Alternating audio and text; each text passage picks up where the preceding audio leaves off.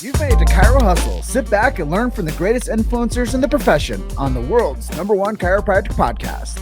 Before we dive into this powerful episode, please remember to subscribe to our channels and to give us a 5-star rating on iTunes and to continue hustling. This episode is sponsored by Imaging Services, Chiro Health USA, Chiro Moguls, Pure Chiro Notes, Titronics, Sherman College of Chiropractic, New Patients in a Box, the Influencer Authority Podcast Training, Mango Voice, Community Healthcare Resources, Life Chiropractic College West. Let's hustle. Hey guys, welcome to episode 430 of the Chirohustle podcast. I'm your producer, Luke Millette, and here's your host, James Chester. So today we had the opportunity of interviewing Dr. Troy Dukowitz. And if you want to hear about the fate of the profession in chiropractic, the time is now. Stay tuned. Welcome back. This is another episode of the Chiro Hustle podcast, 429. You know, I can't really believe it, but it's true. We've been around for 5 years. I was just telling Coach Duke that we've had 1,084 interviews in the past 5 years, which I think is quite remarkable for what we've been doing, supporting this beautiful profession of chiropractic. But before we jump in with Dr. Troy Dukowitz today, I'm going to just let you know our big why. Why do we do what we do? Well, we protect freedom of speech with this show, and that's what Hustle was founded on. And we do support subluxation-based chiropractors. We do protect the lexicon of innate intelligence, universal intelligence, and we also protect the sacred trust. And if you guys don't know what any of that stuff is, go to your favorite search engine and find that out so you understand a little bit more about the philosophical resonance of chiropractic. And I think that anybody that watches this show, they have a better education because of that pre-opener there that I let people know why we do what we do. And with that being said, episode 429, Dr. Troy Dukowitz, welcome to the show, brother. It's number 2. And yeah, second time here, so I'm honored that in 429 of them, I get to be a part of 2 of them. So that's an honor in of itself, and congratulations to you for the interviews and the episodes. It's fantastic. Yeah, you know, it takes a village to raise a chiropractic child. 100%. In 2 years, chiropractic just turned 127 years young. Yeah, it's crazy, right? We look so good for our age. Not too bad, right? So catch me up to speed. It's been 2 years and 8 months or so since our last interview. Give me some updates. What's changed? What's going on? Well, the world saw a pandemic because our interview is, as you enlightened me to, because I was trying to figure it out, was February 2020. So we were literally a month before the pandemic hit and literally just, changed obviously everything. And so, much like yourself and everyone else, it was figuring out how to maneuver it. My maneuvering was to not follow the rules. That was my number one thing, that I didn't believe it. I wasn't buying it, and I wasn't going to play the game. And so that was met with obviously some resistance from not even family, but obviously people in the community when you're out and about, refusing to do certain things like walk down aisles that have arrows in them and stand 6 feet from people that I would make sure to be 2 feet away from them, not wearing masks and smiling at every person and holding doors. It just was, everybody did their own thing, and that's fine. It's just a matter of, that's not what I wanted my kids to see. It's not how I wanted them to be brought up. They're a part of history, and they need to know exactly what's going on. And we've worked really hard over that 2-year period of time to make sure that our children understand what's going on too. So we haven't kept them in the dark, so much so that my one son, Watson, who's my 8-year-old, because they said you had to wear a mask to get your hair cut, and he didn't want my wife to cut his hair. The kid's hair is now down to the middle of his back. Because he refused, and I loved it. I'm like, this is great. Why? Because this, at the time, 6-year-old going on 7 was making his own decision. I'm not going to play by those rules, and refused to wear a mask. So he refused to get his hair cut. Didn't want mommy messing with it. Let his hair grow. So I said, as far as a catch up, I'm going back to 2020 because it's something that we all know, and we all have our own stories from it. We all know our own responses to it. And we went through the same things. We had to make decisions within our practice. For me as a coach, I went into overdrive in making sure that my clients were taken care of, because I knew some people were going to freak out. I also know profession-wise, it was going to expose a lot of people. It was going to expose whether people were, their mind was in the right place to be able to maneuver through something that was brand new to everybody. It was going to expose if patients were educated or not educated and understanding what chiropractic was all about. There was a lot of exposing that took place in 2020. And so it was an ability to be able to manage and help people to maneuver through that challenge without being stressed out about what was going on in the world. And let's face it, everybody had their own moments of stress. Everybody had their own moments of challenge, their own dark moments of wondering what the hell was going on with this world. I think that's something that, as I sit here and even share that, it's not like I didn't have my own moments. I just knew that those moments had to be fleeting. Yeah, the whole thing, when this was first happening, I was doing interviews still, and my partner that I've been producing with for the past 12 years, Luke Millette, I would get on a microphone and he would be next to me, and I would call it the scamdemic. Yeah. And he started dating this gal, and he's not going to listen to this episode anyway, so it doesn't matter what I say. Wait, what do you mean he's not going to listen to this episode? He doesn't listen to it. He doesn't listen to them. He just produces them. So I'm in a safe spot unless somebody tells Luke. But he started dating this gal, and it was so unpopular for me to say that. Like, it really grinded gears. And I would just say it, scamdemic. I don't care, scamdemic. It's not true. And I felt the same way, a lot of the resonance that you had about it. And I'm like, who are they to tell me over the overhead speaker at the supermarket how to behave in public? Yep. And who are they to, start condemning people for being just free American citizens? Who are they to tell people how to behave in public when they're not behaving well in public? Yep. And I was pretty upset about it all. And they did a good job on me, man.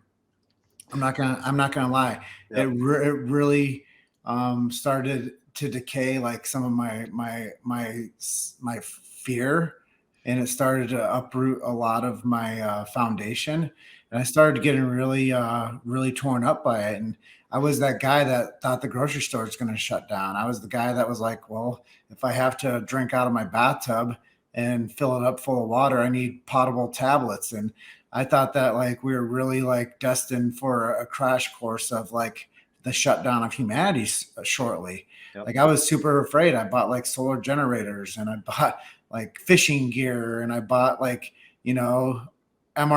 and I bought all the stuff to survive off of. And they really got me. And I went and bought out all the bottled water I could find. And I was stocking up, and I thought we were really at some really rough times. So I left Cal Jam of 2020, and I came back to Colorado, and it all kind of started to collapse on me. And I honestly lost a little belief in myself too. But as we've transitioned from all that, I really have a lot to say. I have a lot to say for the support that we got from specifically the airline pilots. I think that they're a huge win for us across the board for where we are today. And it was the people that were in smaller positions that weren't seen as the Goliath that started to rise up and started to speak reason to people and be like, look, we found out that there's something wrong and there's things going on, but we can't let that stop us from operating as normal. Yep. And yeah, man, they got to me too. There's an expression by Roy Disney, which was, when values are clear, decisions are easy. And so what many people, myself included, what we were all tested on were our values. What are our values, and how tight do we hold on to those values? And chiropractically, we look at health, and health comes from inside out and above that, right? We think of all these bromides that we've said for years, and now we were being tested. And again, for a lot of chiropractors, this tested their philosophy in chiropractic. That's what I mean. People were exposed. We could sit here and talk deep state all we want being exposed, but I'm talking chiropractors and chiropractic was exposed. How much do you truly believe the stuff that you've been pandering for all these years? How much do you truly believe that the power that made the body heals the body? How much do your patients really understand that premise? Do they really truly get it? And that's what I say when I say people are exposed, and educationally they were exposed, philosophically they were exposed, their values were exposed in that year period of time.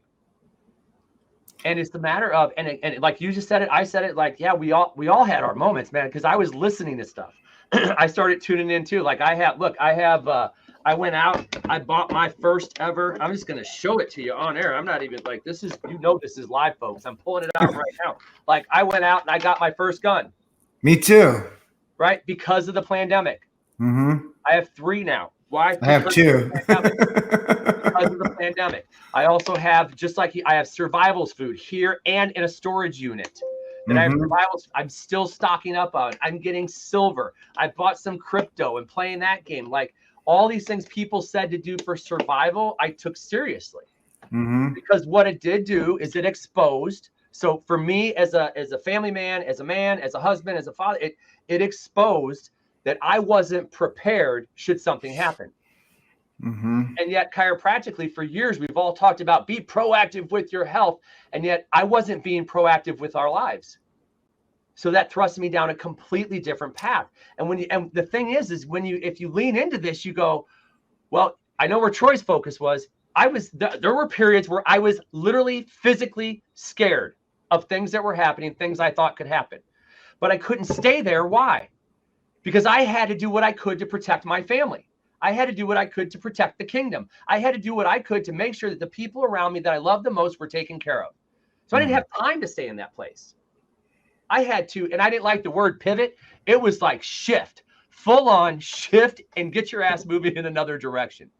And that was the mindset. And again, this is another thing that faltered for many people through the pandemic, which was mindset. Their mindset started to falter and sway.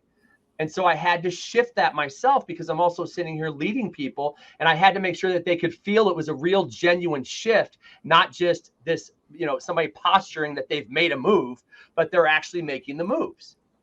And it was the only way to truly lead from the front in something that every single one of us had zero certainty on where it was going at all. Values had to guide it all. Yeah. As I'm listening to you, I'm thinking, how can we, let's shift back to chiropractic a little bit. Chiropractic schools. I'm really curious on this one. And I think we should just throw like all of like the beliefs that we have, a deed to make like good with anyone, because, Sherman College sponsors our show. Life College of Chiropractic West sponsors our show. And I think it's time for us to have this like real adult conversation. What's going on with the schools, man? Well, I know in my backyard, which is about 30 to 40 minutes away, is Logan College. It's where I graduated. When I graduated in 96, it was not very philosophical, but it had more philosophy than it did when my wife graduated in 2007, which it had almost none when she graduated. She got all of her philosophy from me and the likes of Patrick Gentempo and seminars that I would take her to. And then even nowadays, I have some docs that I'm in touch with who have reached out to me, and they're asking the same question: where'd the philosophy go in our school? It's gone. It's just gone. And so I'm currently in the talks. If I don't know if you remember, but years ago it was right before the pandemic. I accidentally say pan, and I feel like I give in to them. The pandemic. It's hard to the L. I need to go with just scam. But with the pandemic, right before the pandemic, we had backed off on EPOC, which was the epicenter of chiropractic. And I just recently, within the last 2+ months, started meeting some chiropractors out here where I live now. And one of the docs we were talking about, he was asking me about EPOC, and we've talked about getting something going again, but specifically to really bring these students in underneath our wings, because they have no clue what chiropractic really is. And if you look at the virtual learning that they've had to do through the pandemic, if you look at mask mandates and all those things, like, there's no talk about trusting the body. There's vaccine mandates and all this crap that's going on in the schools if you want to get back in. And so there is if you look foundationally, there is a problem that exists within our profession, and them being able to carry this torch of chiropractic once they graduate, because they're stuck in this allopathetic model. That's what they're being. Unless you're going to Life, unless you're going to Sherman, there's not. I don't know of anywhere else out there that is teaching anything philosophically sound. And I rarely fire out the cannons when I'm doing my show and really sharing my real depth feeling about the profession, but I think I showed a little bit. I feel like the chiropractic profession got in bed with special interests, and the special interests started to parcel away a little bit at a time. They started retiring good professors early. They started to get in lower vibrational, powerful leadership within the schools. And they started removing some of the historical lexicon and context that our show stands upon: subluxation, innate intelligence, universal intelligence. And they started to, sidetrack these as being historical context only and not to be spoken about. And, I think if people really wanted to know, they should go back and listen to a Lyceum speech from B.J. Palmer. Yeah. They should really go back and listen to The Valley of the Blind by Reggie Gold. They should go back and read what Chester Wilk stood on when he beat the AMA back. Chester Wilk just passed away recently. Yeah, he did. Yep. And I think that people should really, if they really want to understand chiropractic, they have to go back and look at historical benchmarks of the profession. And oh, go ahead. Sorry. No, I just think that as we talk about this and exposing the education platforms and exposing the institutions that give out chiropractic degrees, I think that we really have to protect the sacred trust. And that's another reason that we stand upon what we do here at Chirohustle. It wasn't because I made this show because I wanted to be popular. I told, everybody that knew me, I don't care if anybody listens to it. I'm just going to produce more content on chiropractic to document the profession more than anybody else ever could or would, because I think that we have a right, we have an honor to document the profession. And if we don't tell people our story, like Roberto Monaco will say, somebody else will make up one about us. And that's what's happening is we are taking a trade of today's money for selling out the future of the profession. This is no different than what's going on in society. It's a parallel. I ain't afraid to say it. I don't care if every school out there hates me. I don't care. It has been watered down. It has been abused. It has been the value system of the profession has been thrown out the window for money, to build the big buildings on campuses and to be able to bring in massage therapy and to be able to bring in holistic studies and all these things. It has been watered down and it has been abused. And people don't know what chiropractic is. So we have a problem at the very foundation. If we look at philosophy as the foundation of life and our belief systems and our understandings and our values, that when these kids, I call them kids, when these kids graduate from school, they graduate thinking it's about back and neck pain. They graduate thinking it's about kinesio. When my wife was in school, the big thing was kinesio tape. They didn't even think she had a shoulder thing going on and a neck thing going on. And I'm like, so what do they say? Are they adjusting you? She said, no, they're using kinesio tape. And I literally looked at her and said, if you don't get that shit off your shoulder now, I'm going to the school and I am going to put up a fuss that they will have never seen before. She took it off, went back and said, please don't do that again. It was ridiculous to see the things that she would come home and share with me. And that was in 2007. Here we are 15 years later. It's worse. When I have other docs calling me and hey, do you know anybody I could find for an associate? You know any good grads who are leaving school that are looking for a job? And it's no, man, they don't know what chiropractic is. They're going through the interviews and interview after interview after interview. They have no clue. Clients who are looking for chiropractors, they don't have any clue. And every once in a while, and here's the thing. So anyone out there, you young kids, you young whippersnappers, any of you out there who graduate and you do have philosophy and you think, oh, I have the edge. Here's the problem you have is that you already think you know it all and you don't know shit.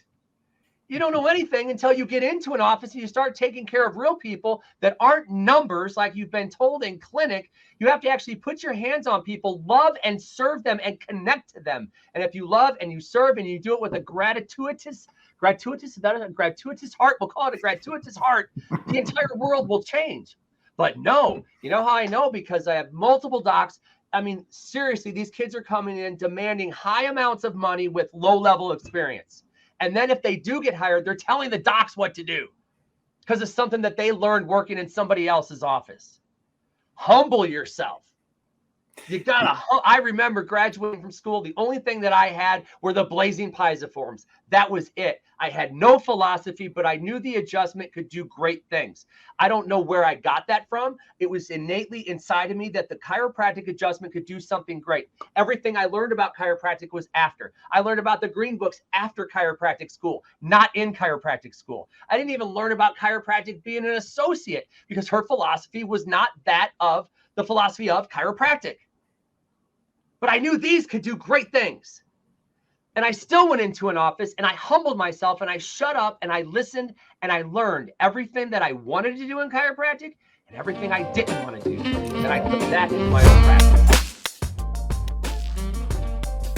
You've made it to Chiro Hustle. Sit back and learn from the greatest influencers in the profession on the world's #1 chiropractic podcast.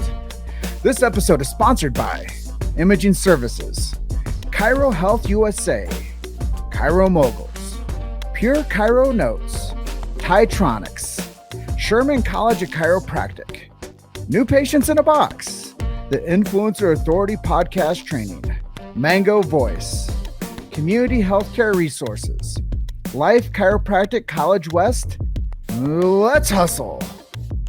Well, you know what it reminds me of is now we have one of the greatest. I'm not even a big football guy, but now we have one of the greatest quarterbacks of all time who's become one of my new heroes, Aaron Rodgers. Yeah. And for the first couple, seasons of his career, he was probably one of the best players in the league that carried a clipboard. And his dad is a chiropractor, by the way.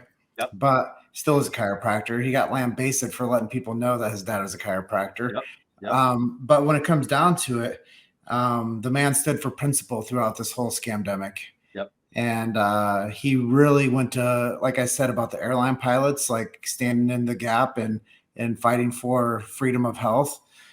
He did too. And he was on Joe Rogan a couple times now. And he shared from his path to justice and the tyranny that was forced upon him, being one of the greatest quarterbacks in the NFL of our time. And, on top of that, one of the greatest chiropractic advocates of our time, if you will, because of his level of position from being, one of the most popular people in sports. And I think that sports heroes are still icons in this nation. And when he went against the grain, he became highly unpopular. Yep. And I think that it has a lot to do with what you're talking about.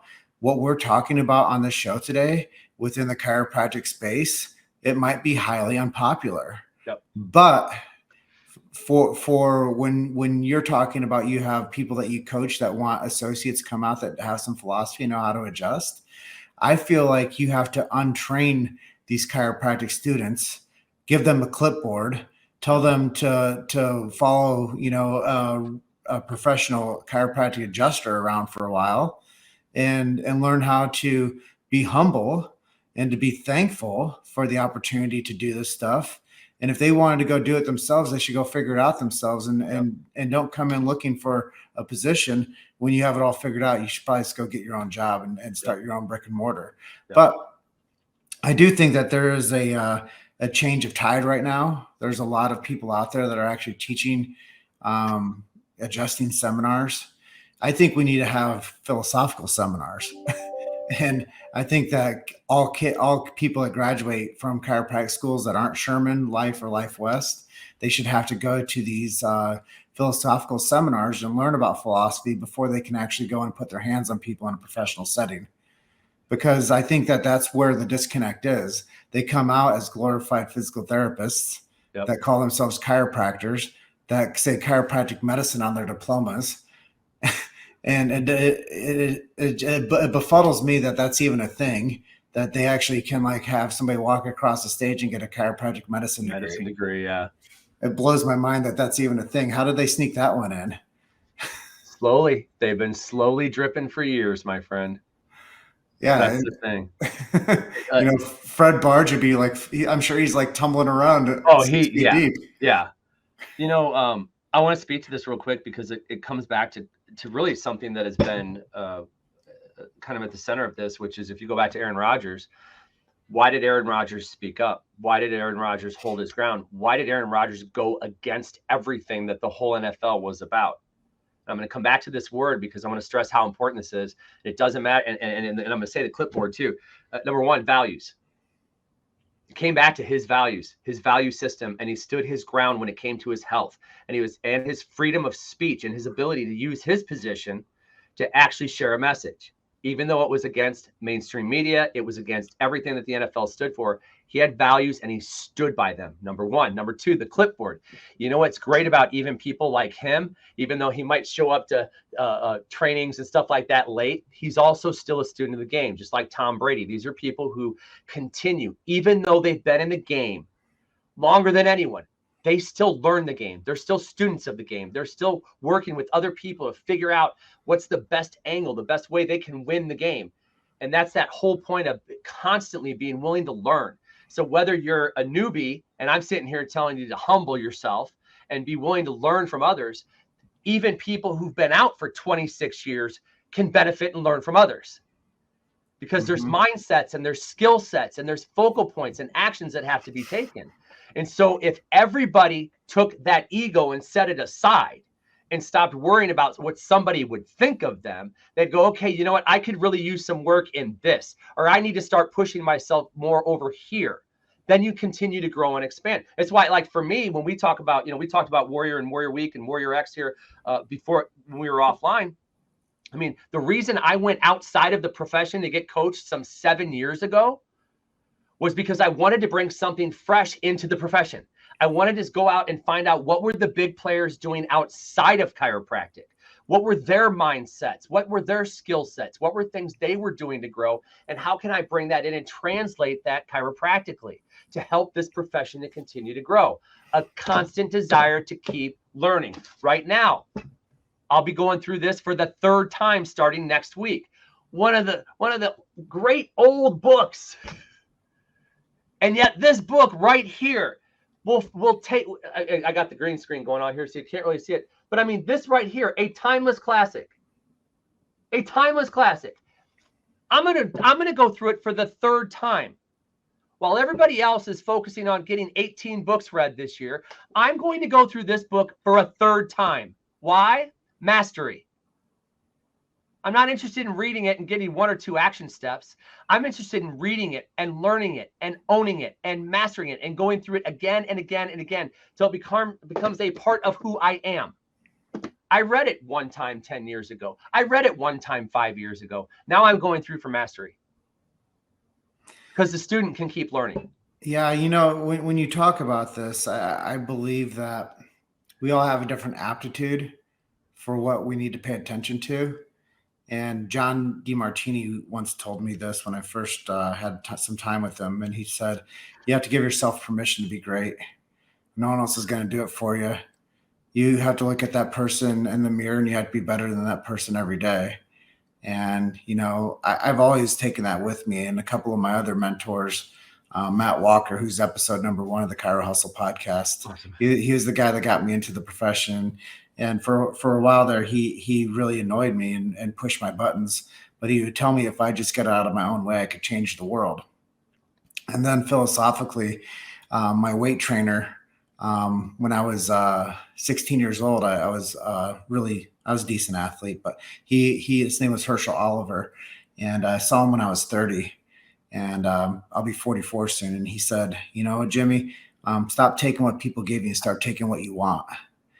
And I think you mastering Think and Grow Rich, when it comes down to real life philosophy, I think Rocky Balboa's speech is powerful too, and he talks about like, getting up one more time. One more time. Yep. Yeah. And, when we think about like real champions and real heroes, it's the people that weave that philosophy deep into our heart. And it's not going to come from a college degree, man. I'm sorry to tell you. No. It's going to come from everything outside of a college degree.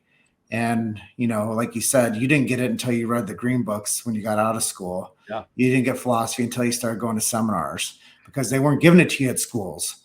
And I grew up in this little gem of a city right on the Mississippi River called Davenport, Iowa, where the fountainhead of chiropractic is.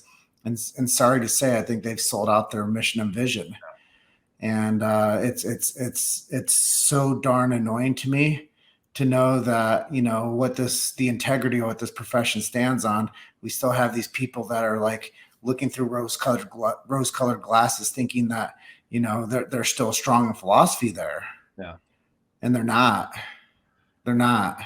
Dude, I was at Focus, Oklahoma. Was it a little over a month ago? Yeah. And I made this comment to people. I was on a couple different sessions, and in one session I stood up and I literally just laid into everybody saying, because you've heard it before too. I know you've heard it before. There's never been a better time to be a chiropractor. Like I've been hearing that shit for 20 plus years. Every year, never been a better time, and I've never believed that. What I believed is that for me, this is the best time to be a chiropractor for me now, because this is where I'm at. This is my life. So my life, I have an opportunity in being that chiropractor to make a difference in the world. But when the pandemic hit, I told my wife, I'm like, this is absolutely this now.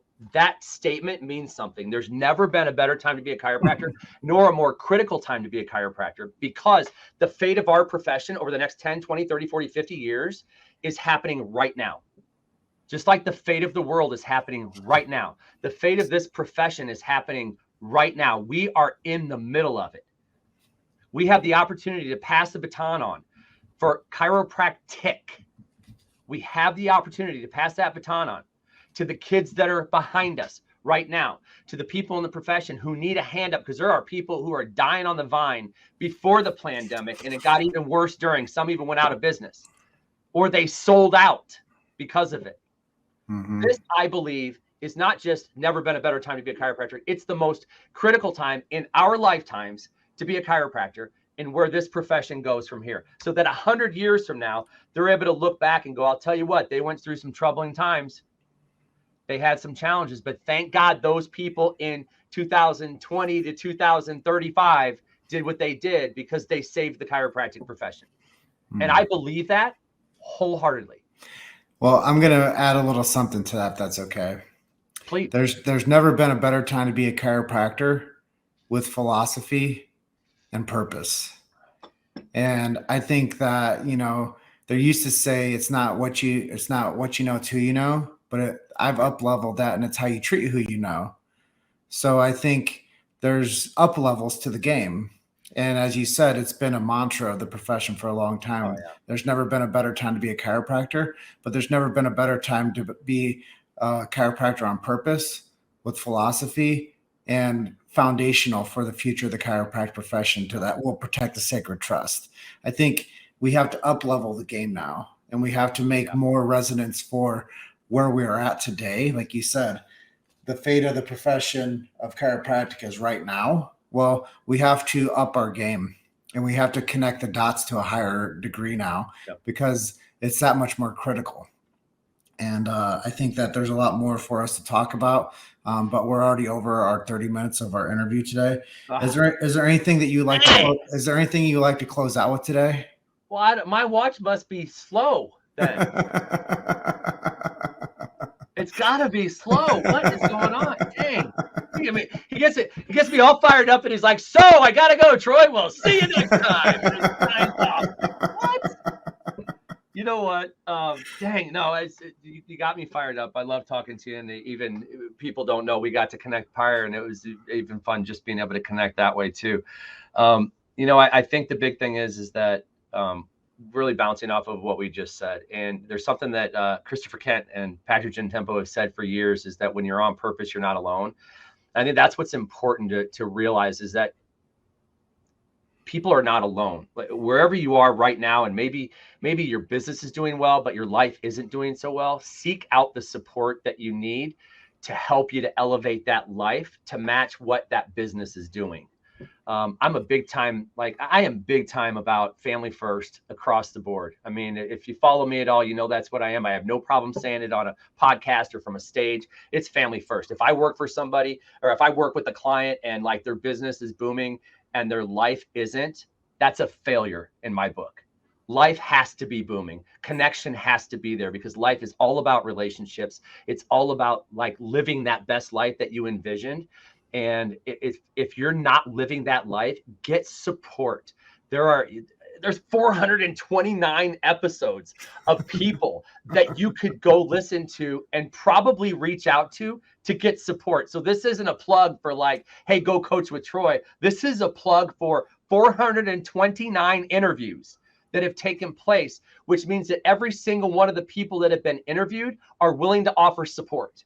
Mm-hmm. And if you lean into that support, you don't have to be alone.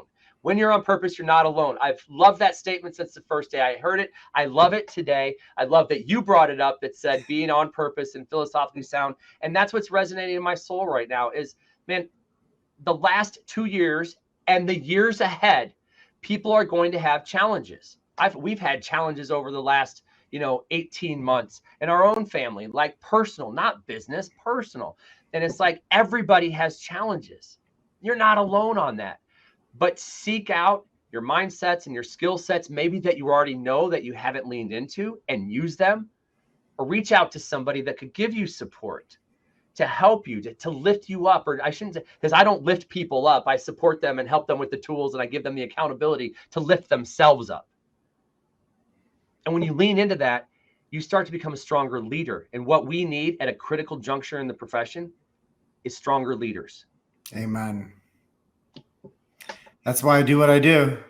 And me not being a DC, I carry a torch in one hand and an axe in the other, and I protect the sacred trust with this platform. I love it.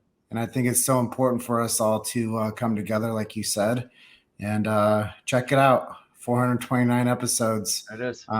We're just one story away. Keep hustling. It's my tagline. And I think that the harder people work, the more results they get. Absolutely. And hard work will beat talent any day. Yep. And the most talented people are the ones that come in and say, I want a big salary, but they don't do the hard work. So love and appreciate you, brother. Love you too, man. We'll connect soon. And I'm looking forward to bringing Epoch back. I'd like to come speak there. Yeah, it's gonna be bigger and better, and from a leadership standpoint, smarter, because I won't be taking on the whole thing. This time around will be a delegated task force to make sure that it's spread around so that multiple people are able to help to lead it. Again, going back to the mantra, you got to live congruently. So if family is first, then I got to make sure it doesn't interfere with family, but it still helps to forward the vision. And that's where you bring in other people to be able to move the same type of program. You're able to move it forward and help more people. Well, brother, I'm really proud of you. Thank you for being my friend. And Thank you, brother. Look forward to the next chance I can connect with you. Yeah, I'm figuring, let me see, 429. So I don't know. Let's connect at 500. Why don't you bring me back for number 500? Then we can catch up on the second half hour. I mean, come on. Let's do it. I'm in. All right. Bye for now, brother. Take care. All right. Thanks for listening to Chiro Hustle. Don't forget to subscribe and check back next week to continue hustling.